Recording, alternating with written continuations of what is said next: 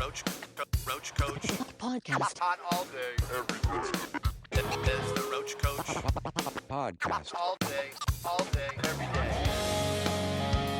Hello and welcome to another episode of Roach Koach, the new metal podcast you deserve. My name is Lauren Kozlowski. With me, as always, the original Roach Rider, Mr. Matt Nas. Keep it rolling, baby. Very special app for a lot of reasons. The main one, of course, the Indigo Angel has returned, Jennifer Sosha.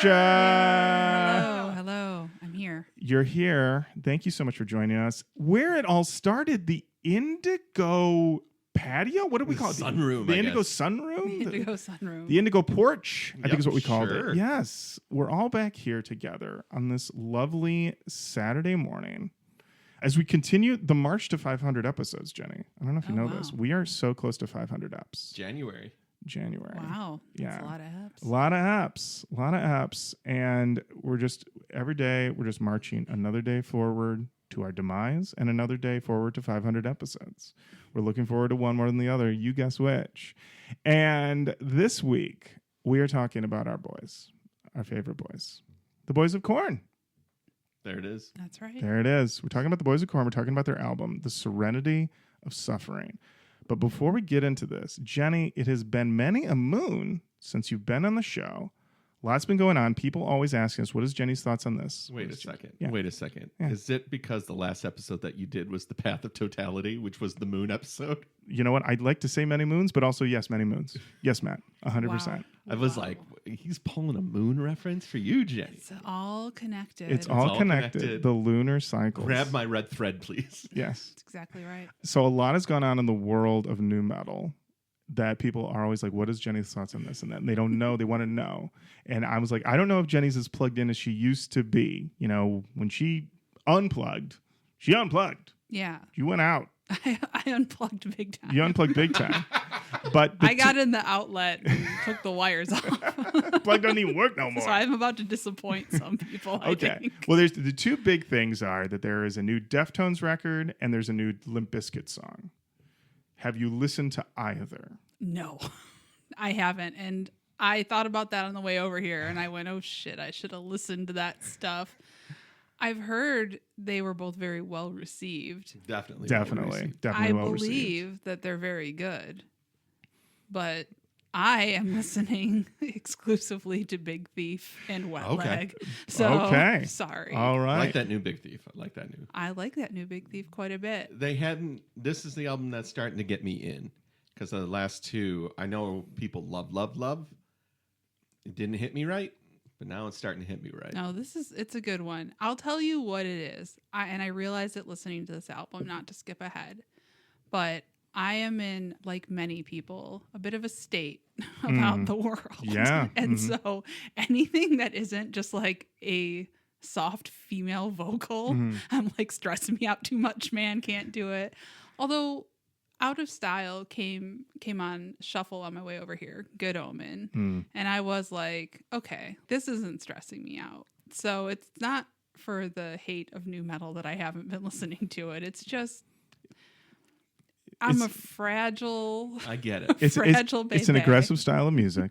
I know. And if you're not in for an aggressive style of music, it's not going to play. I need to be mentally in a field picking flowers. You know what I mean? And that's where I go with these other bands. I need to be somewhere with a nice warm breeze to face the Whatever it is that we're going to have to face. Whatever it is we're going to have to face. Yeah. I'm bringing it down to start so that we can climb back up. We're going to climb back up, don't you worry. Matt. Now. Yeah, Matt.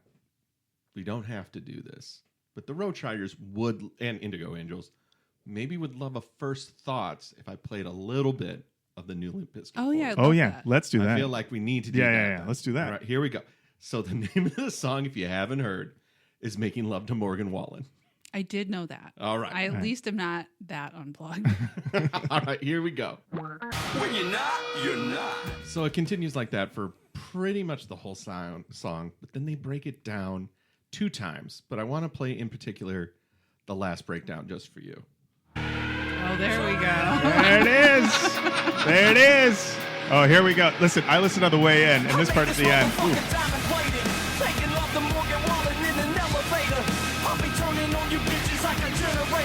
I'll be the greatest motherfucker that you ever hated. That you ever hated. Whew. I could do a whole song of that, but Yeah. Yeah.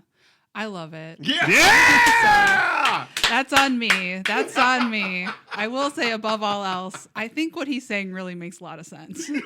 I was just If you think about If it, you think about it, it makes a lot of sense. if you think about it, if you break it down, listen, the polar bear is back. the polar bear Yeah. is The Polar bear is back. doing backflips on a candy Candy cane, cane. I think I heard. Mhm. So, I mean, when I heard that, I was just like, all right, sure. Yeah.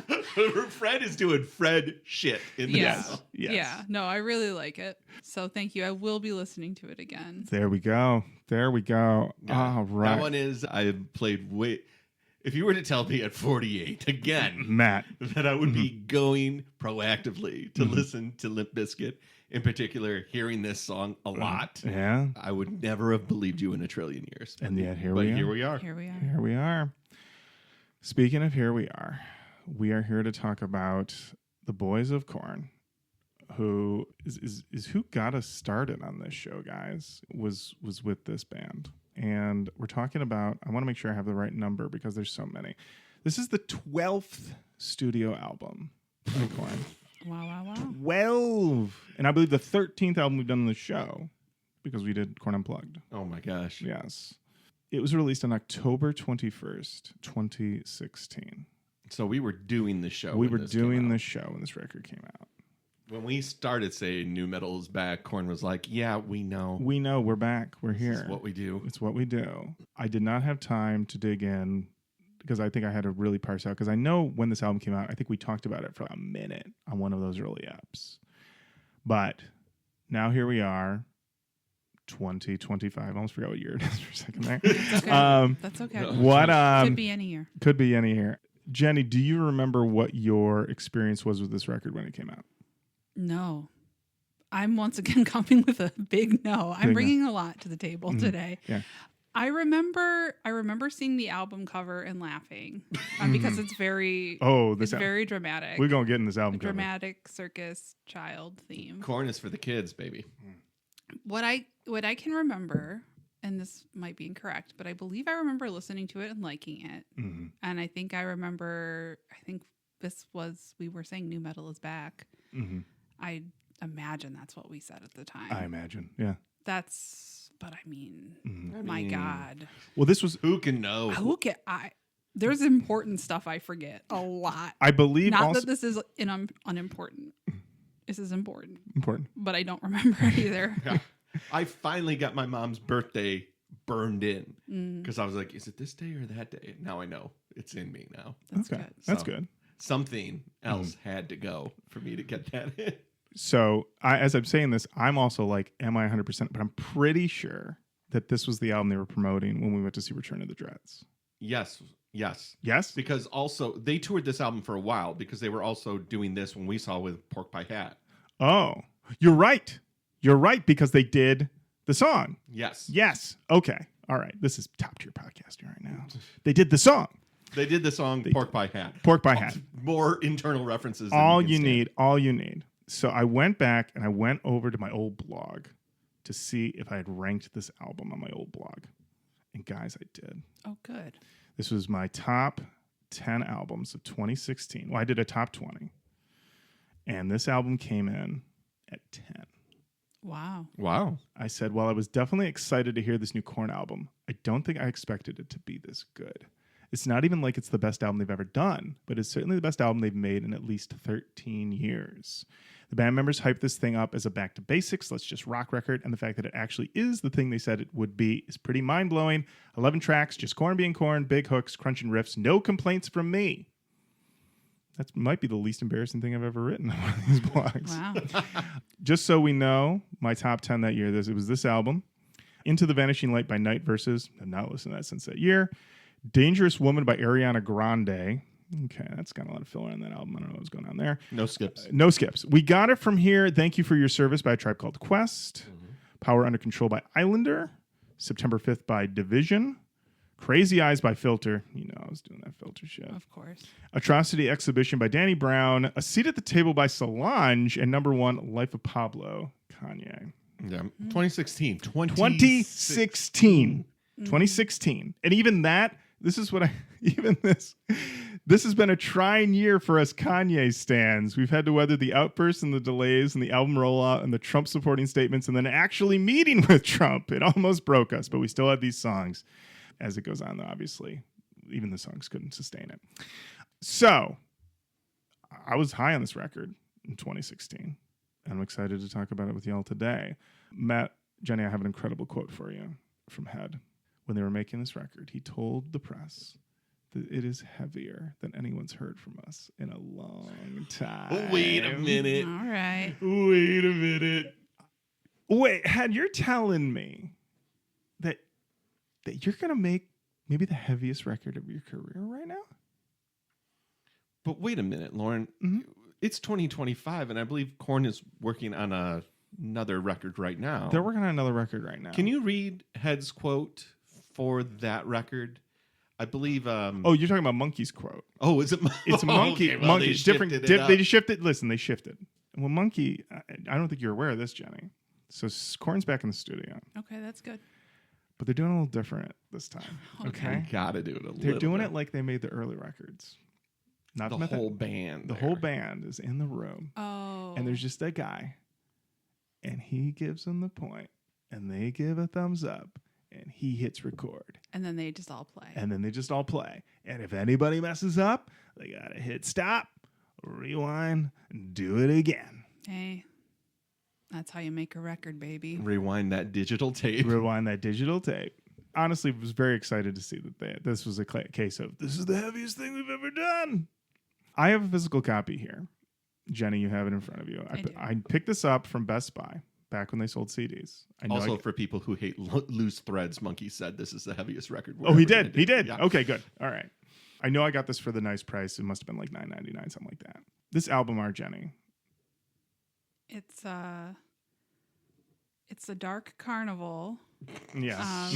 Yep. Mm-hmm. And there is a child in a Korn hoodie, blue Korn hoodie, looking over their shoulder back at us, carrying what appears to be the little Issues. The Issues doll. The Yep. Issues doll, but the Issues doll. Now, I don't recall the Issues doll having exposed ribs, did it? No, it's apparent. Well, time has passed, and now it's decayed. It's even more pronounced on the back here. Oh. With the See, yes. very melty looking. Very. Let's be honest. This is the worst Korn album cover, in my opinion. It's pretty. I mean, it's definitely not what I like. Yeah. You know. I don't know. I was racking my brain trying to think if they have a worse album cover than this one, and I think this is the worst one. Untitled is pretty bad. There's the insert folds out to be a bit of a poster with just like decaying toys and melty circus things. I mean, if you're into this kind of stuff, I bet it would be cool.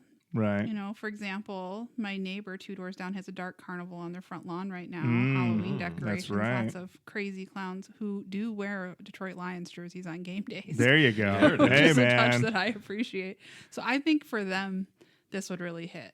For me, I don't love it. There is a teddy bear that has like a skull shoved in its mouth in here, and that's funny to me. It looks like a bear skull shoved into a teddy bear's mouth. So Yeah. I will say, I will give you this, Lauren. Yes. For album covers that feature children in peril, this is by far the worst one. Now, this is my thought, though. This is the least in peril child that we've actually dealt with. I feel like in the past we've dealt with children that are about to be abducted and murdered. In this case, I think that worst case scenario, he's going to step on a rusty nail. That's my feeling. He might get on an unregulated roller coaster that maybe doesn't have properly done seatbelts or something. As a look, it does feel like at some point somebody was, let's harken back to one of our older records, which they love to do. Let's harken back to Issues. Okay, decaying Issues doll. Strong start. Okay, Carnival. Okay, we're adding to it. Also, Kids Dragging. Okay, they just kept adding. I feel like, honestly, if you had just the Decaying Doll. But maybe the thought process is they didn't want people to think that this was like a straight sequel to Issues. Because I can tell you, reading through the comments online, no one's calling this album Issues 2. Yeah, you want to avoid that comparison. Well, the drawing on Issues is that doll's in terrible shape. So To they begin just, with, yeah. So they just replace stuffing with ribs, which Right. is my desire for all of my stuffed animals. Yes. Oh, yeah. Yeah. You hope that all of your stuffed animals have a real strong structural skeleton inside. Exactly. Yeah. You certainly don't want them to be soft to cuddle with. Right? No, I'm looking for barbs. Right? Yeah. You want to just be, the elbow. Just a sack of bones. Yeah, exactly. Yeah. Over time, most stuffed animals do grow bones. That is the dream. That's Yeah, we learn it as parents. Yeah, this is what happens like when Toy Story, they go from soft and cuddly to fully skeletal structure. Is this Toy Story 5 back here? Is I that what believe we're it's- dealing with yeah. here? I think so. Oh, boy. This record debuted at number 4 on the Billboard 200. 57,000 units. Good for them. Yeah, it's a big old hit. Producer on this record, Nick. I murder this guy's name every time. Nick Raskulins, I want to say, something like that. You know what, Lauren? Let's just call him Nick. You're not his family. I certainly am not. Nick's got quite a resume. For one, he just produced Deftones' Private Music. There that is. So there that is. So he's still working. He's still working. And based on the making ofs that I watched, he is someone that Korn definitely likes because he seems a little bit more chill than that fucking prep who produced Paradigm Shift. Wow. Jenny, did you have a chance to watch any of the making ofs? I did not watch the making ofs. I did watch the music videos. Okay. The main thing from the making ofs, which I'd say we're not too revealing, is that they had a really good time recording in Tennessee. Nick is super casual in studio. Rush hoodies, baseball hat, and also when you're really rocking, he'll walk to the center of the space while you're all playing, and he will just headbang with you. Don Gilmore ain't doing that shit. No way. No way. So yeah, Nick is really like in there. He'll sit there, he'll hold a drumstick and just hit it in the air. And then at one point he's describing something, and it literally was you do this awesome thing, and then you do this awesome thing, and then it all comes in, and it's awesome. And I was like, no wonder everybody likes working with this guy. He feels like good vibes. Yeah. Yeah. Straight vibes guy. Straight vibe guys. Oh, definitely straight You vibes. take the actual musician part of it, but do that awesome thing that you do. Yeah. Yeah. So the vibes are good for Nick. And yeah, Nick also produced Diamond Eyes and Koi no Yoken. So yeah. So he knows his ways. Koi no Yoken, I mean, Yeah, come on. right. Yeah, that's what I'm saying. This album received critically, according to Wikipedia, generally favorable reviews. AllMusic wrote that without pandering to career peak nostalgia, Korn definitely execute all the hallmarks that have come to define their sound, calling it one of their best albums. Metal Hammer wrote, the Serenity of Suffering is like a selection box of Korn's defining moments. Okay. A less favorable review from Rolling Stone. Suffering is heavy enough to stand proudly in the Korn canon, but not daring enough to be much else. Wow. How dare Korn be Korn? I have a question. Yes. What's a selection box? I'm thinking they're talking about an assorted candy box. Mm-hmm. That's what I would think. Okay. Yeah, so if you open up and it's What like... is it, a sampler? What is the name of the company? Whitman. Whitman Sampler, but of Korn. Okay. So it's like you got a little bit of Adidas in this one and a little bit of Got it. Freak on a Leash. And then you can also... And this little sliver's daddy. This little sliver... Yeah. This little... You have Don't- to take it out with a tweezer. Don't eat the daddy one. Don't eat the daddy one. It's Don't got eat the- toffee in it. It's no good. Right. Way Yeah. too much nougat. Yeah. Daddy. Yeah. Yeah, Yeah. or even worse, a fruit. Oh, do I do like a good fruit nut bar? Come on. You guys like a fruit in your? I'm a monster. Look at me. Oh, I don't. Yeah, if you put if I bite into a piece of chocolate and there's a piece of fruit inside, just kill me. Just what are we doing? No. Well, no, I know what you're getting for Christmas. Bag of Raisinets. No. I like Raisinets. Me too. They're good. All right. Fair enough. I want you guys to know about a new rating system that's come across. Matt and I have been dealing with a lot of unusual rating systems lately. Okay. Because you were used to like the 5-star scale, or like a good old 10 out of 10. Sure. It's 1 out of 10. Cross Rhythms, which I think only reviewed this album because of Head, they review on a box system. Okay. So, A selection box this summer. so yeah, it's 1 to 10 boxes. How many boxes do you give this album? Okay. They gave this album 8 out of 10 boxes. Okay. Cool. Go get them, Cross. And this was the review. As pioneers in the nu metal genre, there are few bands with as big of a following as the Go for the Jugular Bakersfield Boys. Honestly, this is a great first sentence. Now, with 2 of their members expressing Christian faith, this is the second release since their reformation. I like how this basically makes it seem like Korn dissolved, then Head came back and Fieldy was like, you'll go to church every now and again. And everyone's like, they're a Christian band now. They've reformed. The opening 2 tracks are examples of classic Korn, full of low-end grunge, crushing melodies and lyrics that are spat with passionate venom.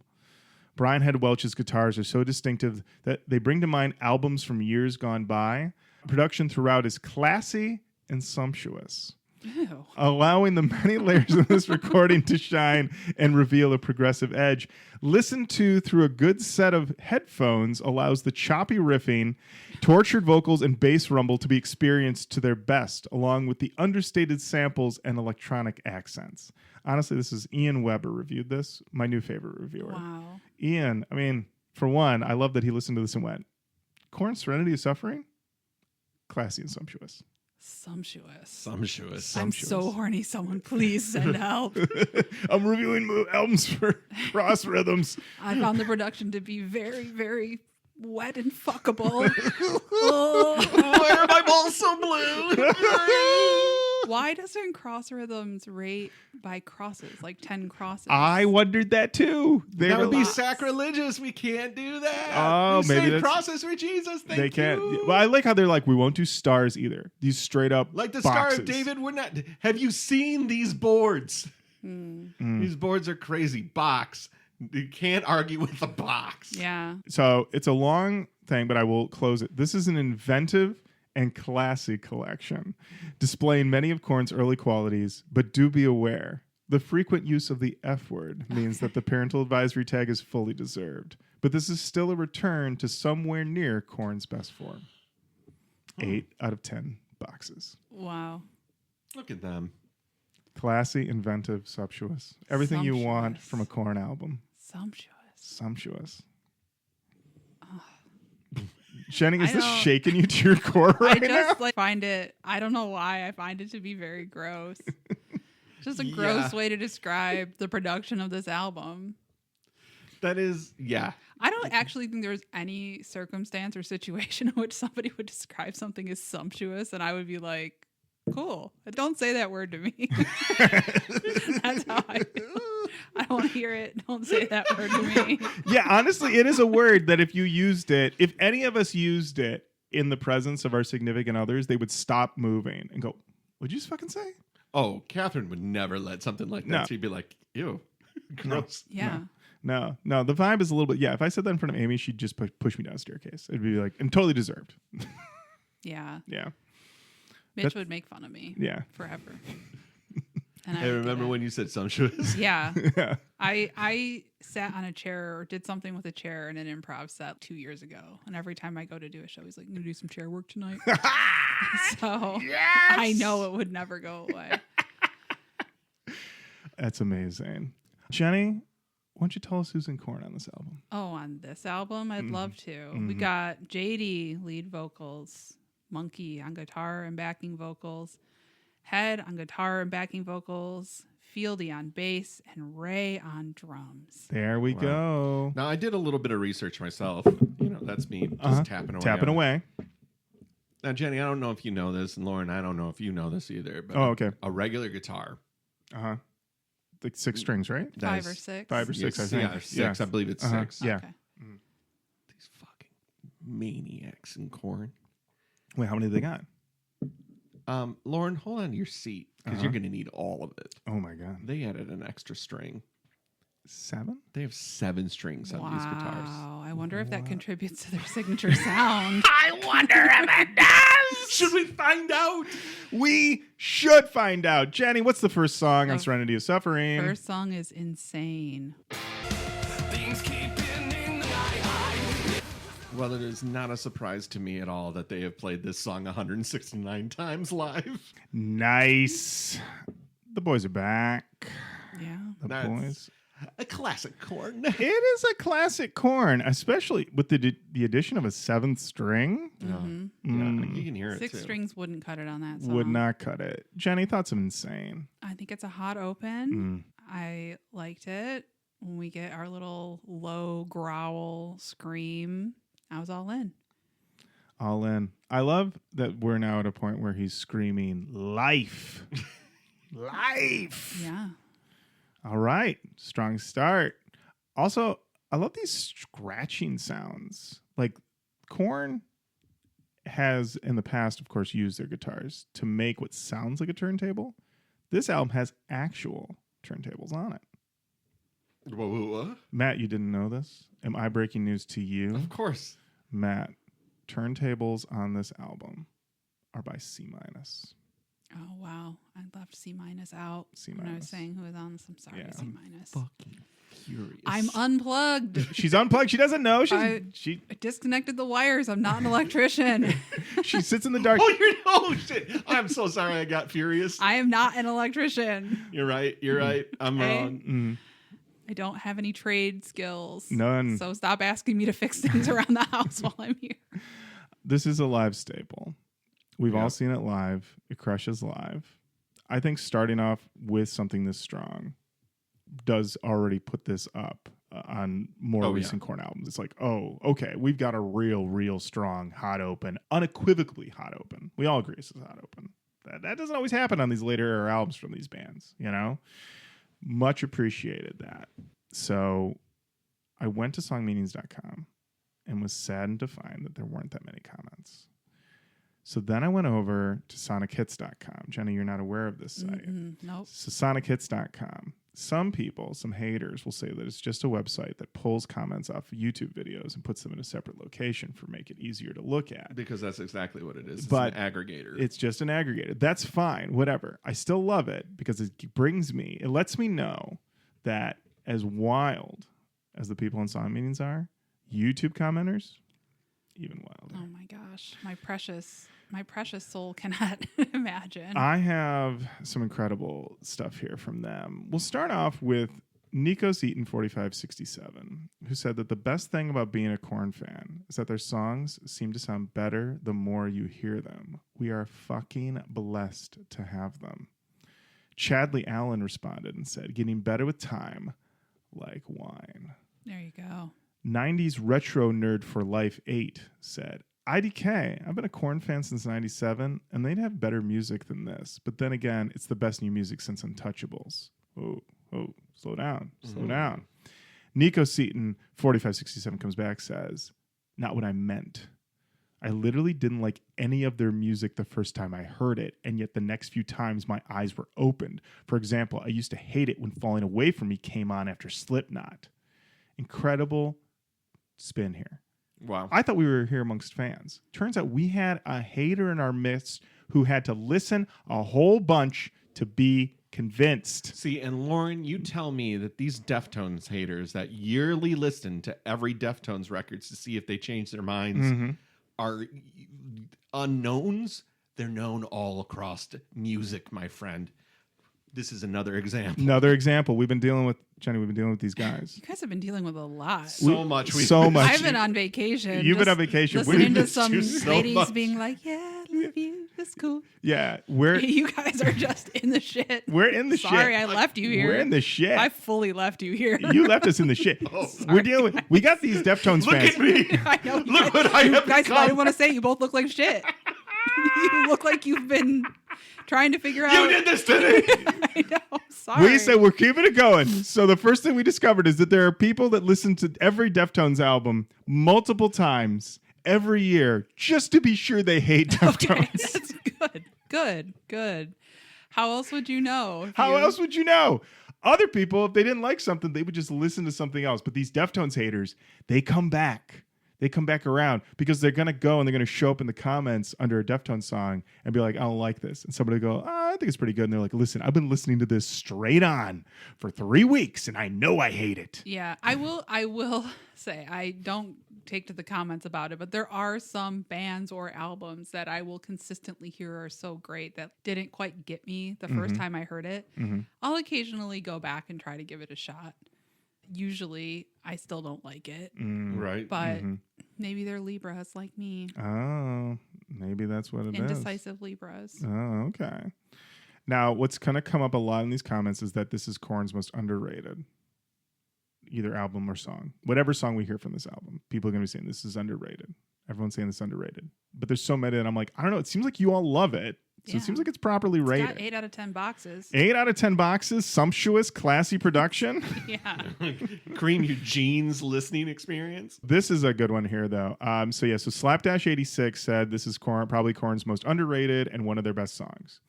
This would be a cool band name, said Totally. And the band seemed underrated as well. I flew from the UK to see them at Bank of California. I don't know what this is. I had this track on replay on the 11-hour flight. They never played it at the concert. I had no idea why, but the band don't seem to like this track. It is my happy track. I love it. Guys, this person listened to this song on repeat for 11 hours. Wow. Are they insane? They might be. They might be. The only reason I could see the band not really digging this song, even though they play it 165 Played 169 times. yeah, is that it's incredibly similar to Here to Stay. It's similar. Yeah. It's almost like they went out as Korn and wrote another Korn song, and they would be like, well, we didn't really break new ground on that one. And that would be the self-critique that they could have and be like, but our fans love it, so that's why we did it. I mean, I'm not going to dig into it, but it wouldn't surprise me if it's a case where if they play Insane, they don't play Here to Stay. Or it's like distance apart. Yeah. Yeah, because there's no way that Jonathan's not fucked up feelings again. Yeah, exactly. Now, this comment from Chris Oliveria, 9756. Perfect. No matter where I go or what I'm doing with my life, there's always a moment when I'll be alone at night listening to Korn, letting my soul breathe and facing my true self. Jesus. Their art is unique. I love it. Jenny, it's so clear that you done. Jenny, it's so I don't clear. know if we can get anything better out of that fucking comment. I mean, honestly, it truly is showing that you have truly unplugged, because when we were in the midst of the show, you would have been like, classic internet commenter, and you're like, what the fuck? I'm telling you, I put a fucking app blocker on my phone. I've taken everything down to the studs. I'm only reading AP. Listening to those soft ladies. I'm in a field. Only me in a field. Okay. The interesting thing about this comment was that someone responded and said, doing this exact same thing tonight, couldn't agree more. All right. Everybody. All right. Let's transition to this comment from The Only Platinum, who said, the person who had the idea for the video is a genius. Oh, shit. So, Jenny, the music video for Insane. Yes. So we're in an old-timey photography studio for dead people. Yep. And they took photos of the dead. No, unfortunately, I'm so steeped in it, I'm like, that tracks. yeah, it made complete sense to me. I was watching the videos this morning before I came here, and I was like, oh, maybe I should put them on the TV so that Sophie can watch with me. And then I was like, actually, that's a terrible idea. These are Korn videos. What are you doing? These are Korn videos. She is a spooky kid, but I was watching this as she was watching some Baby Shark Goes to Space thing, and I was like, I'm glad I didn't show her this. But yeah, they're taking pictures of a dead woman, and something's up with the camera. And yeah, it turns out it's a demonic camera, and it's reanimating this dead lady screaming, and then eventually it like eats the photographer. That's what. Yeah, he decides to take a picture of himself with it. Yeah. And then it pulls him into it. Cursed no. selfie. Yeah, Cursed old-timey Cursed. selfie. I did appreciate that when they were casting the video, they were like, definitely make sure this dead lady's hot. If you could just real quick. 100%. Just make sure. She has to have died young. Now, I've not seen this video, but I can only imagine that it's a hottie in a corset or something to make sure that even if she's on her back, them titties be popping. No, actually, no, man. What? No, she's pretty modest. No. She's like more cute than she's hot. And she's very dead. She's super dead. She's super dead. But I was thinking like I did notice through all of these videos that like the women were like not like titties out type of situation. Okay. So it was interesting in that A little more modest. A little That's more right. modest. Well, Sumptuous. this sumptuous and classy record. Sumptuous and classy. Yeah. Well, you know what? Also, I think maybe Head got all of that out of his system when he made the music videos for his solo record, which I wish you had seen those. Oh boy. It was very funny to read the book, and we're doing the album, and it's I've left Korn, I've left this all behind, and he makes this music video, and it's literally like two of the hottest women like writhing in blood, right, or something, and I was like, you can't you take the boy out of Korn, That's you right. can't take Well, the Korn I out of the mean, boy. That is one of the books of the Bible. Right. That's Yeah. one thing they don't tell you. Hotties. in Yeah, the Bible. they Is don't. that true, The Matt? Am I Old wrong? Testament Yeah. is filled with fucking. It actually is. Okay. Filled. Yeah. Yeah. Well, they had nothing to do back then, The right? Song of Solomon is all about giving oral, baby. Oh. Maybe I'm going to go to church tomorrow. Hey! Only if they're preaching about the Song of Solomon. Yeah, I'll call around. He was the wisest man on earth at making girls squirt. You know what I'm saying? I have heard that. I've heard that. That has been said. We women do talk about that. Oh, yeah. Oh, It's in the okay. group chat. In the group chat. All right. I think it's the perfect time to dive into our second track. Jenny, what do we got? Up next, we have Rotting in Vain. I wouldn't be angry if you just fucking cry. We got some crunch here, folks. Some crunch, some groove. Some crunch, some groove. Jenny, how'd you feel about Riding in Vain? I loved it. I mean, what can be said that hasn't been said? But it was a very good song. I was like, okay, Yeah. we are back. The boys are fully back. We here. are so back. We are so back. Yeah, I feel that the last record that we did, which would have been Paradigm Shift, we were kind of at a loss. It was like, I don't know. They kind of didn't feel like they were. Well, they were close. We enjoyed it, but it was not anything that we would say would stack up to the early stuff. It was more of we're back, we're getting our sea legs, but we don't necessarily have the songs yet. Right. And that was the first record that With head back. Yeah. And now it definitely is. Oh, Head's been back. Yeah. And we're here to fucking remind you that we are Korn. Yeah. And this is what we do. Absolutely. Absolutely. Matt, if you want to go to 210 for the scat section. Oh, of course. I'm dying to. Gotta hear JD lay down some sick scatting. There it is. There it is. There it is. Now, something to keep in mind with a lot of the vocals on this album. If you watch any of the making ofs, you will notice that a lot of these vocals were recorded with Jonathan Davis's small son right next to him. It's quite something to consider and think about. And his son is loving it. He's loving watching Dad at work. But it is something to read some of these lyrics and realize your small son's right next to you. I wouldn't be angry if you just fucking cry. Your tears would arouse me, refreshing my supply. Dad's at work, baby. He's Yeah. clocking in. Daddy's at work. Daddy's at work. Hey, hey, kid. This is what your dad does. Now watch this shit. I do feel like, well, I guess that's not true. I feel like kids at that age seem like they're not listening, but then Oh, 6 they're months listening. later, 6 they're months like, in. Mhm. Hey, Right. remember when you said that you wouldn't mind if I cried? It would turn you on and Yeah. refill your supply? Yeah. What did you mean? What you mean by that? hey, Dad. What's this mean? Listen, seeing Jonathan Davis and Dad mode, always enjoyable. I wish there had been more of it. I want a hot doc on the making of every single album we do on this show. So anytime I watch it, I was just like, oh, give me a little more of that.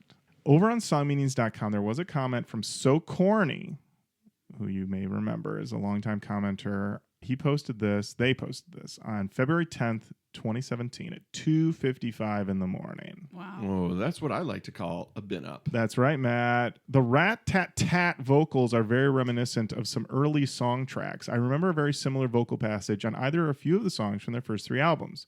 So Corny, glad you had your ears going there. Yeah, you heard this on a lot of Korn songs. You sure did, buddy. That might be. I don't want to. I know it's the 7th guitar string that gives Korn its signature sound, and I'm not arguing with that, but the rap tap tap vocals might be a second. It might be. Yep, I would say it's a hard fight for second between Fieldy's absolute clunking on the bass and Jonathan Davis's rap tap tap. Rat-tat-tat. Well, you'll like this comment from SonicHits.com from See Me Later 5056, who said normal metal bands, guitar solo. Progressive metal bands, bass solo. Korn, vocal solo. There you go. That's a good. That's good. good. That's good. Observation. We were just talking about, we love weird rating scales, and everyone's got a different one. Granton's Keep 7553 has theirs. They start off by saying, See You on the Other Side was okay. A little too drastic a departure, but admirable experimenting. Untitled sucked. Their worst album by far, besides that dubstep shit. I ain't even counting that one.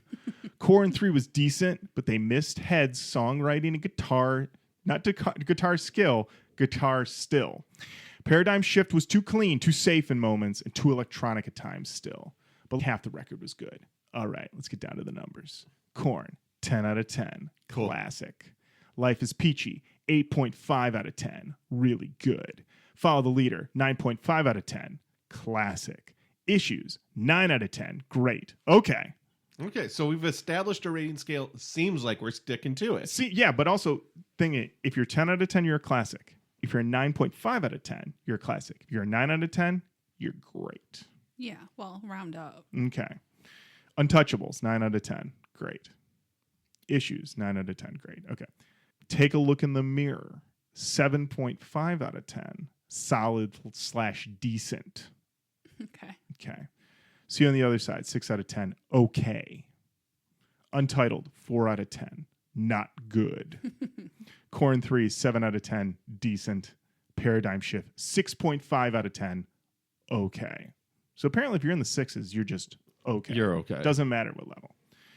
I hope they can eclipse Korn 3 and take a look in the mirror on this one. This song sounds like 2001, closer to Untouchables, but not quite there. Some leftover creepy sounds in the verses that are reminiscent of Issues, but the guitars and chorus sound close to Untouchables. I like that leftover creepy sounds. Like Korn's got a little box of creepy sounds. Yeah, you can only use It's got a bunch. some like chords Yeah. and creepy sounds. Yeah. Do we have any extra creepy sounds there, Jenny? I think so. We have them? Okay. I think Well, there's they- a we rotting did- pumpkin under here. Yeah, so. We did go to that witch in Louisiana, and she gave us this box of creepy sounds. Yeah. Now, Red Mun 519 said, that riff is so dope. Gotta love Monkey and Head's groove. Hold on. That guy before giving us the breakdown didn't tell us what the rating of this album was? No. Welcome to these rating scales. What? I think the thing is that the video for Rotten and in Oh, okay. Vain was all he had seen. Oh, Yes. Okay. Mhm. I mean, listen, also... I'm giving the guy the benefit of the doubt. That's nice of you. Yeah. I was mad. Like, well, come back. Listen, You rating... took all that time. A lot of these that was ratings... a long comment. That was a long. It was time. a long You comment. established a rating scale. Mm-hmm. Come back. Let Oh. us know. It's been out for 10 years. Where are you? You dropped the fucking ball. We got to put an APB out for this APB person. for You this brought guy. me back in only to. This is my true crime podcast. That Is going is. to be finding out what this guy. What did you rate this album? What did you think? Lauren, I need you to leave a comment Uh-huh. on that comment Okay. that says, what did you think of the Okay. album now that you've listened to it? All right, I'm going to leave it, and I'll see if anyone reports back. Now, Red Mun 519. This riff is so dope. Gotta love Monkey and Head's groove. Lead Me to Bliss responded and said, absolutely. Head is the mastermind in the studio and just has a knack for writing some of the best riffs. I go as far as saying he is probably the best nu metal guitarist of all time. Wow. Only ones that may compare to him are Steph Carpenter and Wes Borland, but I'd say Head is even better than those two. I think Monkey has more onstage confidence than Head, though. He may be a better live guitarist, but Head is that secret ingredient that they absolutely need in the studio, or it just won't truly feel like a classic Korn album. Guys, Wow. where do we feel about this? I don't know if we've ever done a ranking. Who is the greatest nu metal guitarist right now? No time to think on it. Jenny. I mean, if I'm going for my greatest, Yes. Wes. Wes. Yeah, Wes. Wes. I will also say Wes. All right, we got 3 Wes's. It's a quorum. But I also think that this is the trap of new metal. Is that I wouldn't necessarily... I don't put Limp Bizkit next to Korn and be like, they're the same. Yeah. Like, I Right. just don't fucking do that. Yeah, that's true. So it's difficult. What does my ear like the most? I like what Wes does the most because I find it the most interesting. But stylistically, Korn's got a sound so locked in, and we've at this point have heard 9 years of imitators, and nobody can fucking do what those two do together. That's true. So, like in that space, it's just like they're all so fundamentally important to their bands that it's just like the tier list is pure taste. Yeah, actually, Jenny, you weren't aware of this. So the level of people's attempts to steal or replicate the riff from Out of Style is its own cottage industry at this point. Oh. And it's been really bad because it's tested me as a filthy. Oh, okay. Because he got this young boy to write a not Out of Style riff, but it's an Out of Style riff. And I was like, oh, this is no good. Well, I'm sorry. I'm sorry for But, your trials and tribs. Oh, being a filter fan is a little tough right now. This new filter record, not good. That's the hard time no one's talking about. That's Being right. a filter fan. Being a filter fan right now, it is tough. And then finally, we got to have some wild takes. So Raw Trans 9599 said, this is the best Korn song of the last 15 years, hands down. Lead Me to the Bliss comes back, says, nah. I think Punishment Time is their best song in the last 15 years. Mass Hysteria is really good too. I had to go, Punishment Time? What the fuck is that? I had to look at it. It's a deep cut from Paradigm Shift. Wow. Which I listened to. This person's out of their mind. This person's out of their mind. Rotting in Vain music video. Oh, yeah. Jenny, talk us through it. So it's a guy from like Sons of Anarchy. Yep. And he's in an old house, and it's like a shitty old house, and he's old timey, and he has like some type of a gas mask that he's either huffing or blowing into. When he's blowing into it, it's blowing leaves off of the members of the band who are at various locations around the house, like in a bathtub. Yeah. They're all buried. They're all buried in leaves or buried in pallets. One person is buried in pallets. I can't remember who. Right. But it's got to be right. Probably. But yeah, I mean, that's basically it. They just go around like blowing leaves off of people with this mask. And then maybe he gets like all fucked up on something from the mask, and they're all just, it's creepy. Yeah. It seemed to be the sell was, you're going to be in a creepy house covered in leaves. Happy Halloween. Yeah. Yeah.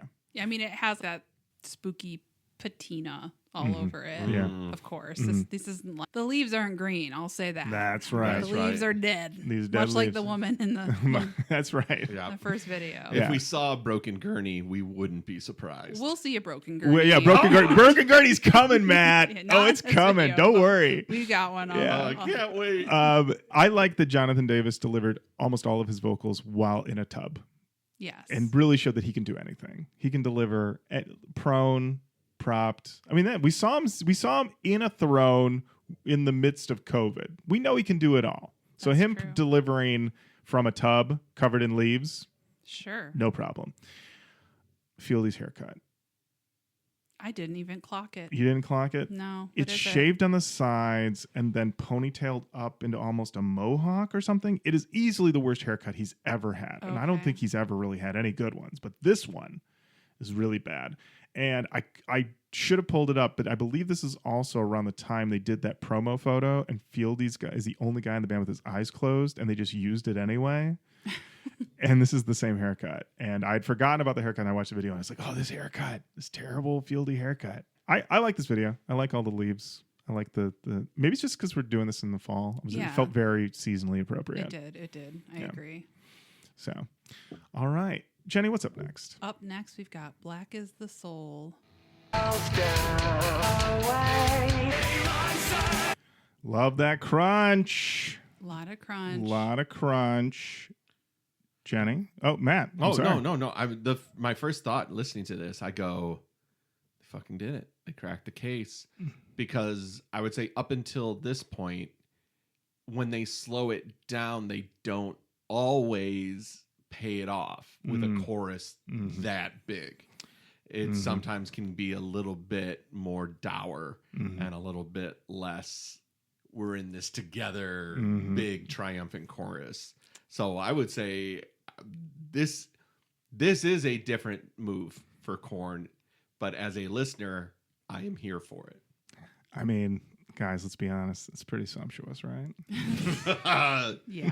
I very wanted to tell you about the fucking erection I've had. I was going to say, I'm watching this table tilt, buddy.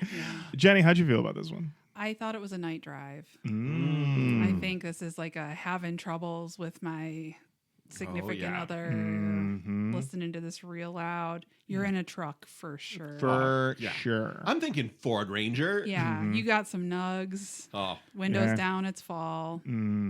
Guys, I did a night drive last night with Ronan, and we both got nugs. Nice. And they gave us extra nugs by accident. It was great. that is a gift every once in a while. Let me tell you, you're excited. I'm excited. Imagine telling your 9-year-old son, we got extra nugs.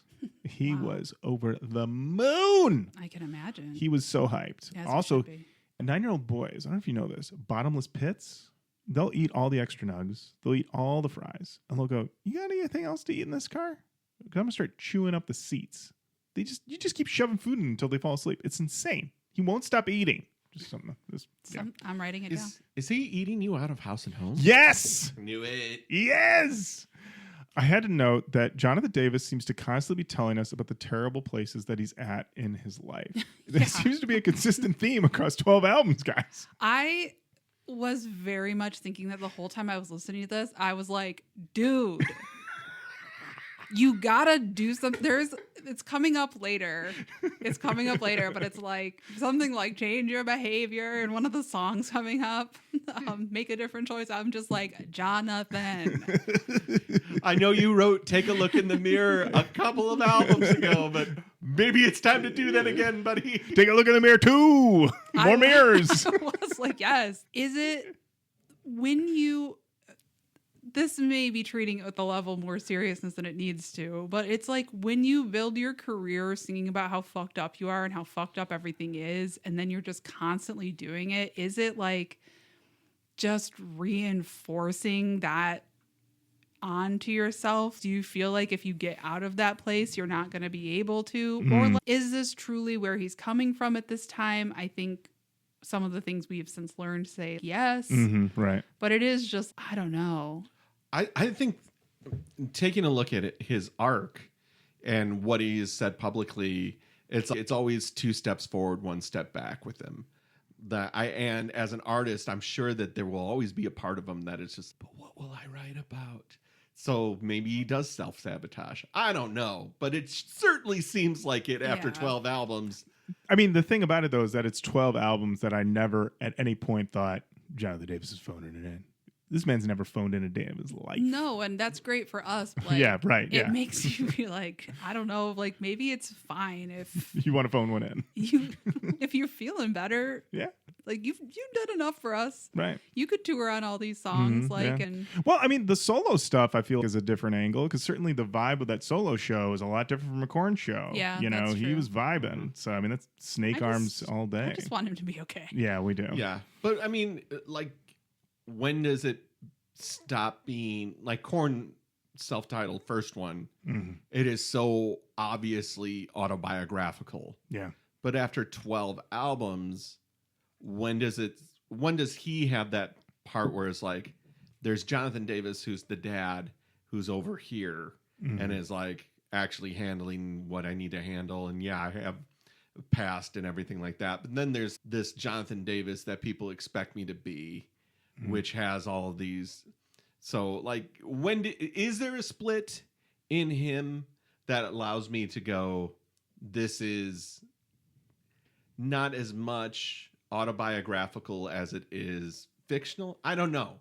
I never not believe it, but does he have the ability to kind of be like, yeah, but I'm not like that all the fucking time. You know, we hold multitudes. Right. I would have to believe Yeah. that there's a split Yeah. somewhere. He's got to be. I don't think he could function as a person. Right, Yeah. because the tale is that I leave myself so I leave my life with so much emotional abandon that I let myself be taken advantage of, And that's when I can justify doing the terrible things that I do. And it's just, well, after 12 albums, work on that, bud. Right. It seems that we're doing the same things. Yeah. Well, this is a perfect moment then for Matt, for you to go to 235 for the Give Me Back My Life section. Oh, okay. Hey, I get it. Get that life back. And when you scream, you push me so much further in. And when I leave, I always walk right back again. And when you cry, the tears are cleansing bitterness. I'm out of time, I'm slowly On the other hand, if this is what it takes to get this, then keep it going. I don't know, but okay. Run your race. Run your race.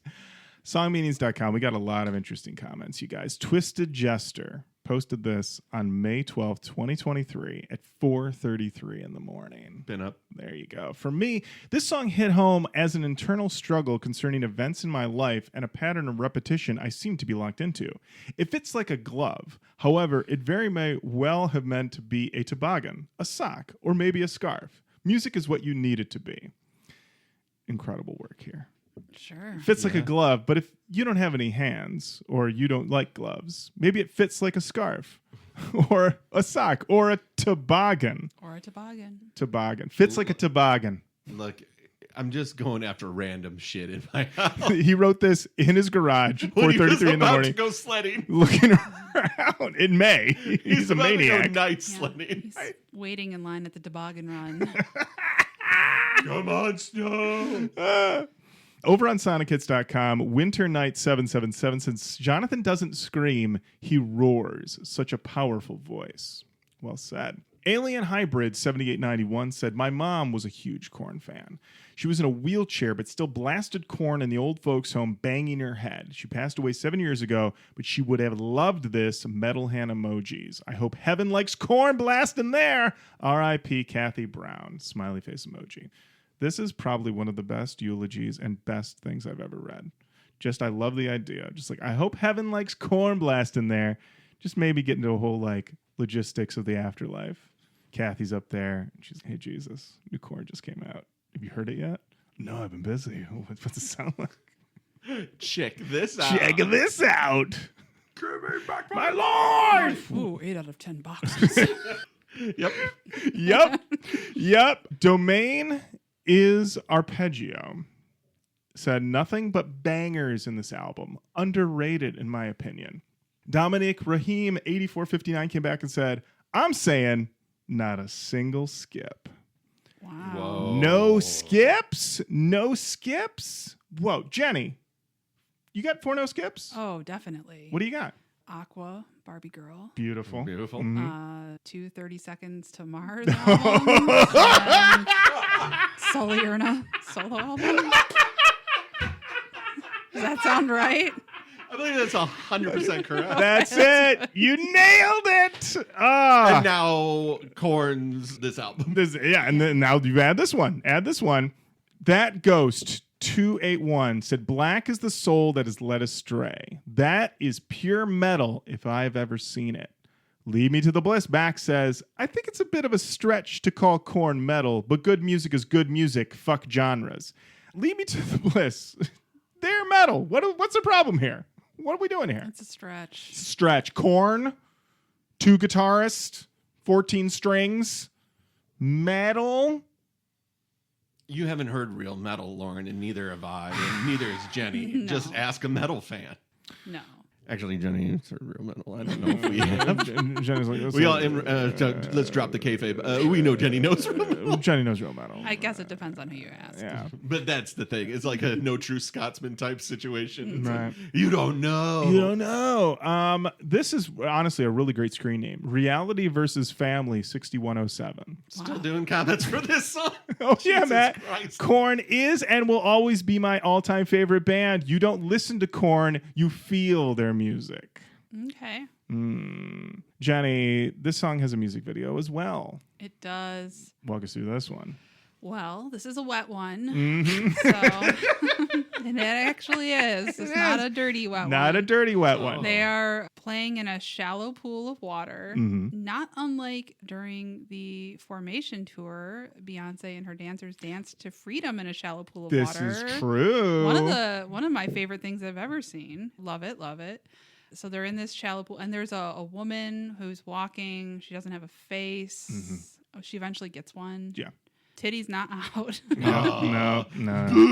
I know, Matt. You wouldn't have liked this video. Matt, you didn't like any of these videos. Yeah. No, it's not I need Lit's my own worst enemy daily, just so. I understand. Yeah, it was not sumptuous at all. And then she eventually gets her face, and yeah, I think that's. I mean, you tell me, Lauren, what I missed. No, I mean there are the mannequins that are all around that are exploding right. at some point, and then she gets the face at the end, and then it looks like Jonathan Davis explodes for some reason. Oh yeah. And the only thing that's left is the bitch, which if you think about it, I mean, listen, one day we're all gonna die. The bitch is forever. That's The bitch true. The bitch is forever. Forever. Very It's forever. true. All right, up next, a song that did not have a music video, The Hating.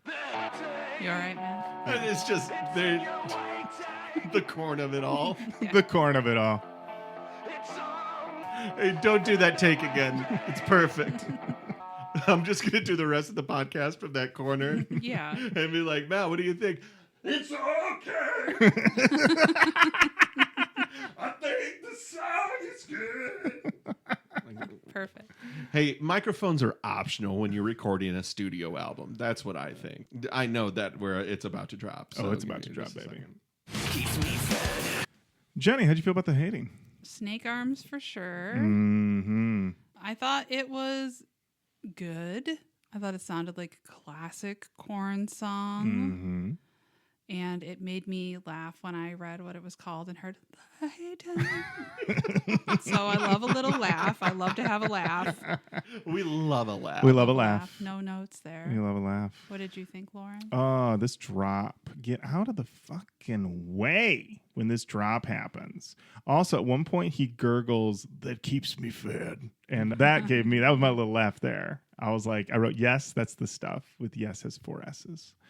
Matt, how'd you feel about The Hating? I mean, the beginning, I think I enjoyed very much. It was just, hey, Jonathan, you want to record the vocals now? Yep. Okay, just come on over to the mic. No. So a lot of comments. There's a lot of comments about the last 30 seconds of this song. To Mars. So I mean, It's so nice to have you back, Jenny, because I have to, in your absence, I don't get to play around as much as when I know someone's going to give a real answer about a song. So now I get to fuck around a lot more. yeah, that's good. It's helpful for me. It's very cool. Good, good. the last 30 seconds of the song, Matt, if you'd like to go to 350. All right, let's hear that. So I got to tell you, people on SonicHits.com cannot get enough of the last 30 seconds of this song. I could hit you with 20 comments of just, people just be like, last fucking 30 seconds. Oh my God. Last 30 Leaving my family for the last 30 seconds of the song. Like people losing it. But I think this is the best comment about it. This is from Coffee Cups 135. From 241 onwards, dare I say that Korn has written the most epic 100 seconds of music in their entire career. Wow. I can't get over how awesome Head Monkey's guitar work is here. They've layered about 4 or 5 different guitar tracks on top of one another, each with their own effect, coming in with a new line of lyrics. Combine that with what Ray's doing with his kick drum, increasing the beat at each new stanza. Just amazing work. My favorite Korn song in their entire catalog. Wow. I know, right? Big. Some people like it so much that somebody like Francis Mesco 7263 says, it's past 1 a.m. where I live, and I have all my windows down, and I'm blaring this shit. You are welcome, neighbors. All right. And Kill Dill 93. No. We don't. Just blaze past that one. Jenny, you, Mitch, Sophie, out cold. Oh. All of a sudden, at full fucking volume. Yeah. Next door, you hear. I'm telling them about the pod. I'm coming out with a sticker. I got a sticker. I got a T-shirt. So you're telling me that you could wake up, not be annoyed, be like a potential fan. We got one listener out there. Yep. Love Yeah. it. Love it. That's how I build this bridge with my neighbor, that I'm like, we got to connect on something. I don't know what it is. You do have a sign in your window that said you'll shoot if someone knocks on your door. Listen, you can approach with two different ways, right? And you can, that's the thing. You're hearing the hating at 1 o'clock in the morning. Yeah, you could go out there super mad, or you could say, I can turn this negative into a plus. You know who's going out there mad is Mitch. Oh, yeah. I'm laughing. Right. Mitch, it's the hating. I don't need to hear this. Yeah. No. Mitch hears. Mitch is mad that noises are happening at that hour. I'm laughing because the fuck is going on? Fuck is going on? Well, you'll appreciate this comment from Kill Dill 9320, who responded and said, literally doing the same thing right now. It's 2:30 a.m. here. That's good. Okay. So that means New scenario. Okay, it's 2:30 a.m. It's now 2:30 a.m. and full as louder than a jet plane next to your Going your over with window. a bow and arrow. You hear. Yeah, that's how I know the most dangerous game has begun. I'm hunting my neighbor. I'm trying to sleep. Yeah, don't do that to your neighbors. No. Now, this other person did. This is classic rookie move. Manil Chauhan 6540 said Francis Mesco, responding to them, says, I blast this masterpiece album while I'm driving around town with my windows down so everyone can hear this fucking amazing music, whether they like it or not. Listen, when you're in your younger years, you're like, I want everybody to hear what I'm listening to. Crank the windows down. But then when you get older, you will realize that what they're actually hearing is, Yep. Yeah, that's true. Yeah, my suggestion is take a walk in any city for 2 minutes, and you will find out how much of this song people will hear. Yeah. Oh, wow, I got to hear a Doppler shift. Cool. Of Korn. Great. Nice. Oh, could I have a Doppler shift of Korn, please? Perfect. Thank You're you. welcome. All right, guys. Let's get back into it. Jenny, what do we have next? Up next, we have A Different World featuring Corey Taylor. Dream of the past.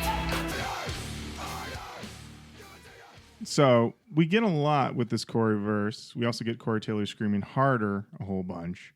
I went and double checked. JD wrote all the lyrics here. So this is JD handed this to Corey and said, you sing this. Now, I felt that this comment from Rockin' Stone was very apt. It says, Korn, hey Corey, we'd like you to feature on a track. Corey, cool. You want Slipknot Corey or Stone Sour Corey? Korn, yes. Yeah. Yep. He gave us it all. Yeah, because it starts. I remember the first time hearing this song, and he starts the verse, and I was like, well, this is what I want Corey Taylor to do. I don't want this shit. But then he starts screaming, and I went, oh, okay, this I like. Yeah. I like this. Jenny, how'd you feel about this one? It gave me a laugh, so I enjoyed it.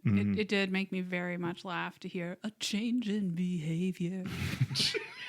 Yes, a change in behavior. It's like how I talk to Sophie. A change in... Let's change our behavior. Yeah. So made me laugh. That's pretty much it. Okay. I feel like what I'm running into here, which I've run into with many Korn albums, I like it. It's good. I don't know that I have different things to say necessarily along the way. It's where I get a ha. Sometimes you get a nice breakdown. Right. I would stretch and call them metal. But yeah, I mean, I don't have any notes. Okay. Matt? I didn't like this one once Corey came in because I felt the change was too severe for the song and almost unearned because it comes straight out of the chorus without any bridge to that kind of middle eight that they do with Corey. I was like, okay, it's this Korn song because when Jonathan starts singing, I'm like, I absolutely know what this is. When Corey starts screaming, it's almost too late. They've kind of lost me in the song. I wasn't taken with it. At the same time, I think we saw them do this one live. Oh, yes. Oh, yeah. And this is where the beautiful pork pie hat Beautiful pork pie hat. was, I believe, seen in all of its glory. And just two bros having fun, cool, but I'm not here for it. So this seems to be a song about a different world that would be great if you were not in it. Okay. That's it. Yeah. That's it. Like, I've had enough of you, so I'd like to live into a different world. It's exactly the same as this one, except you're not there. Everything else is the same. Problems and solved. I'm like, wow, that really Can says you something. imagine? Can you imagine? Everything else is exactly the same. Just one person has been bugging me. He's not there. Okay. Over on Sonic Hits, KDank4111 said, this is probably one of the best collabs to ever be done. Oh. Whoa, ever? Whoa, ever. Has he heard Watch the Throne? They said, this is it. Corey Taylor and Jonathan Davis. Better Has than he heard Worlds Collide? Or Linkin Park? Nope. JC? This is it. This is it. Stop. All right. I mean, have you heard Dancing in the Street with David Bowie and Mick Jagger? You heard Islands and Stream? Islands in the Street? Have you heard Ebony and Ivory? What are we talking about Have here? you heard The Girl Is Mine? The Girl Is Mine. Yes. I just found that one in my brain. Yeah. Have you heard The Boy Is Mine? The Boy Is Mine. Oh. Have you heard Lady Marmalade? That's a good one. Have you heard Rain on Me? Or Forgot About Dre. All I'm saying is there's a lot of great collabs. great collabs out But there. this one's number one. This is the best one. I'm going to give it 9 out of 10 boxes. Yeah, it's 6.5 out of 20 stars. Yeah, there you great. go. There was there another? Oh yeah. Darth Maul 4132 said, this is a masterpiece. Don't care what anybody says. I can listen to this song over and over again nonstop. Wow. There you go. Thank you, Darth Maul. All right. Look out, you're about to get cut in half. Yeah. All right. Jenny, what we got up next? Up next, we have Take Me. What a clean little Korn song. Clean little Korn song. Jenny, thoughts on Take Me? I like how much it leans into Jonathan Davis's May, they. It made me, once again, gave me a ha, which I appreciate. Love a good ha. Love a good ha. Yeah, it is just like a nice little Korn song, isn't it? Little bit backstory on this song. Originally a JD solo track. Okay. And Korn heard it and said, oh, we got to get this one on the record, baby. Yeah. We got to Korn it up. I love this. This is my favorite song on the album. And I actually went back and looked, and I was pretty sure it was on my top 20 songs of 2016. In between Designer by Panda and Ray Sherman Black Beatles. Okay. Perfect placement. When I made this top 20 list, I was just like, I was nailing it. Yeah. Other songs on this list: Chance the Rapper, No Problem; No Name, Diddy Bop; ASAP Mob, Lamborghini High. Remember that one? Yeah. Yeah. Tokyo Police Club, PCH; Beyonce Formation Hey. at 9. Number 1, Crying, Wool in the Wash. I don't remember this song, but apparently it was my number 1 song. Top song. Top song. Top song. Top song. Matt, how do you feel about this one? I feel fine. I feel like it is a tidy little Korn song. They're doing all the moves, polished to fucking perfection. Can they say that at this point in their studio album career, this might be their most honed. They are like a laser precise with this. This song has 2 goes on it. At 155, he does go twice. This song, Jenny, did you look up what this song is about? Yes.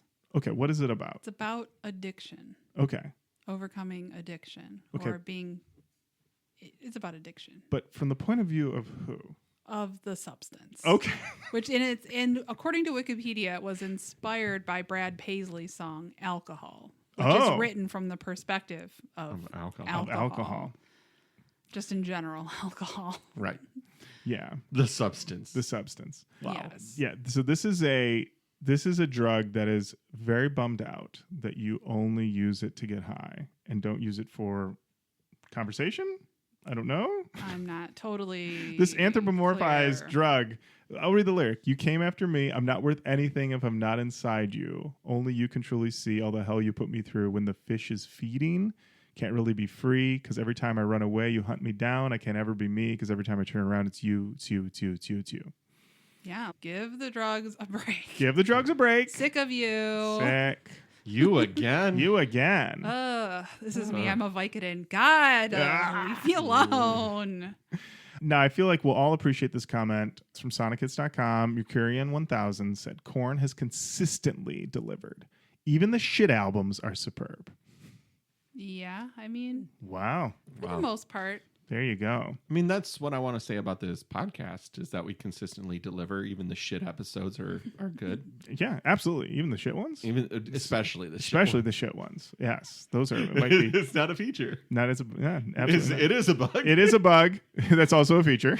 Everybody loves the poo-poo apps. Everybody does. Did you? Did you guys poop that one out? Oh, we pooped it out. Oh, It was a poop. You're coming up on 500 episodes. They can't all be A apps, you know? that's true. Yeah, sometimes There's a lot of sixes. sometimes it's 6 out of 10 boxes and nothing you can do about it. It's okay. Yeah, okay. what Yeah. can be done? What can be done? Garrett Chamberlain said, "What is this old and new Korn everybody is talking about? I thought Korn was just Korn. Korn will always be Korn, no matter what they do, because they can do whatever the fuck they want to." Oh, thanks, Dad. Guys, what is this new and old corn we're talking about? Because as far as I'm concerned, that's just corn. Just Korn. Okay, everybody? Come under my umbrella. All of is unison. corn. All is Korn. All is corn. All is Korn. Kelly 4095 said, "Korn have been my favorite band since the first time I heard them 11 years ago, and this is the best album they've made since then. Their first 4 albums are the iconic legendary ones, but taking them out of the picture, the Serenity of Suffering blows all the previous albums out of the water." I like how they handled that. I feel like this was initially written that Serenity of Suffering blows all the other albums out of the water. Before they hit post, they went, "Whoa, hold on. Whoa. I think this is better than Issues? Hold on.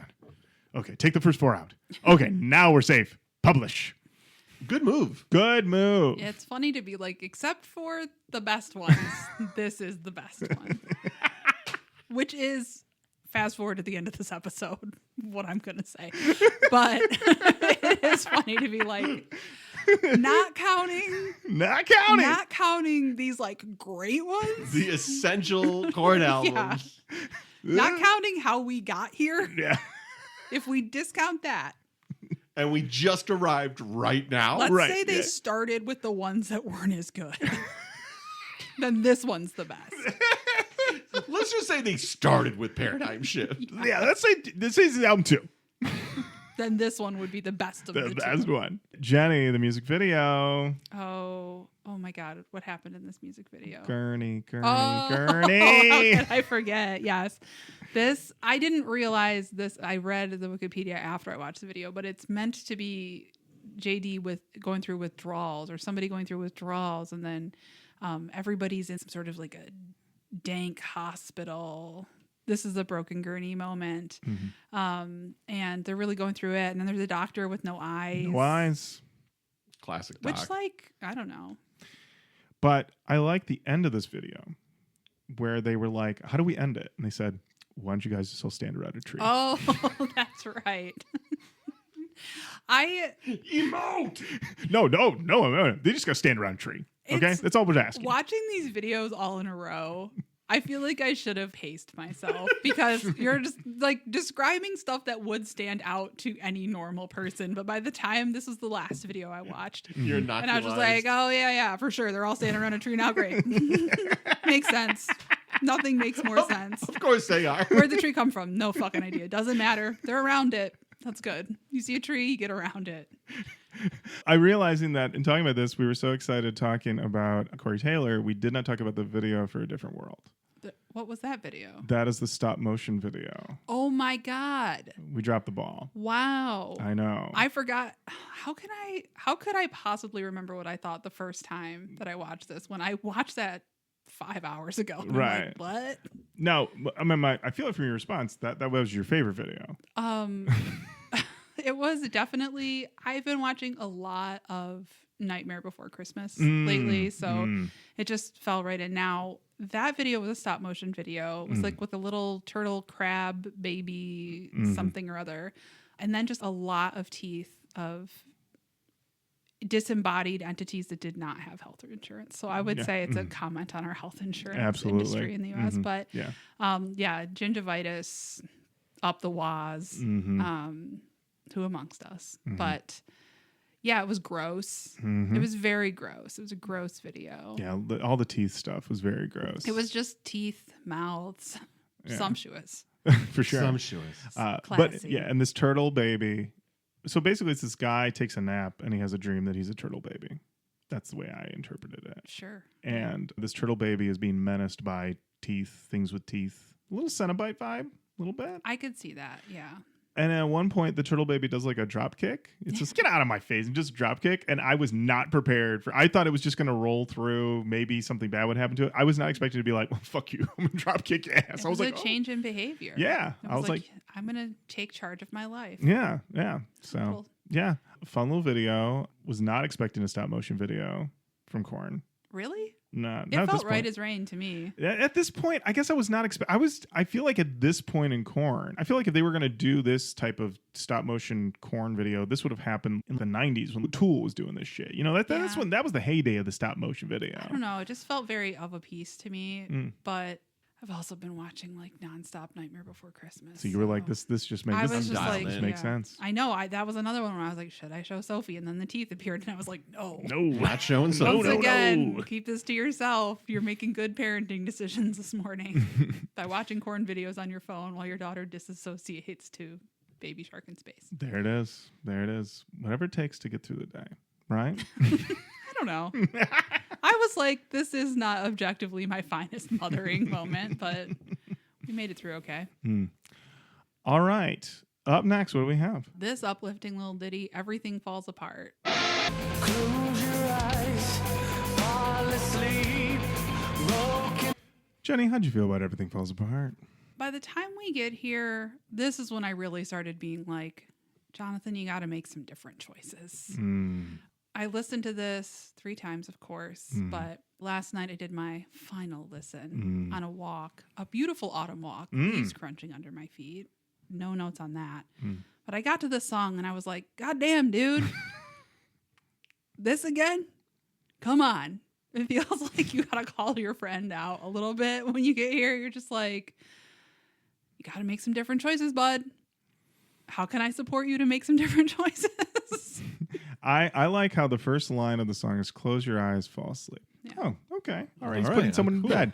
Broken promises that you never keep. Oh, no. You're putting to bed a liar. Oh, great. Oh, no. Lullabies, fuck your lies. Fuck your lies. Yeah. Well, You're just often like, yeah. when I put Rosemary to bed, I'll be like, all right, you have a great night's sleep. You fucking liar. I mean, yeah, when I put Ronan to bed, I'm like, I love you. Have a good night's sleep. Don't lie to me. Don't you ever cross Don't you me. fucking ever cross me. This is not a love song. I would never write you I one. would never write that. This ain't a lullaby. Actually, I wrote in my notes, is this a lullaby or not? And because I hadn't gotten to the line. And he's like, it's not a lullaby. I'm like, no, it's not. Not a lullaby. Asked and answered. Yep. All right. Yeah, I feel like even more so than when we started the podcast, I definitely at times felt, I think I've aged out of a little bit of this. Uh-huh. I now feel like I am too parentified.